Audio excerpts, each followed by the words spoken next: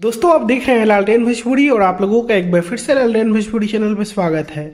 5 दिन में महज 5 दिन में 60,000 रील्स बन चुके हैं तबला गाने पे। ये बहुत बड़ी बात है कि किसी भी नए गाने पे इतना जल्दी इतना कम समय में इतना ज़्यादा लोग रील बना दें, क्योंकि ये पैसा देकर नहीं होता है, ऐड लगा कर नहीं होता है। ये 60,000 लोग 60,000 वीडियो बना दिए हैं इस गाना पे। ये सच में बहुत बड़ा बात है।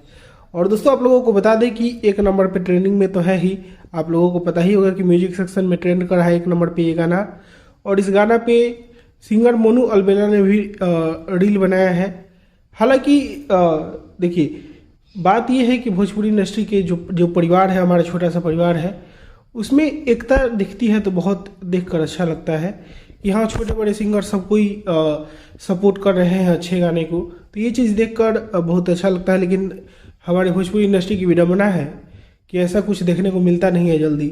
बहुत कम ही सिंगर हैं जो खेसारी लाल यादव के गानों पे रील्स बना देते हैं, नए गानों पे जो रिलीज होते हैं।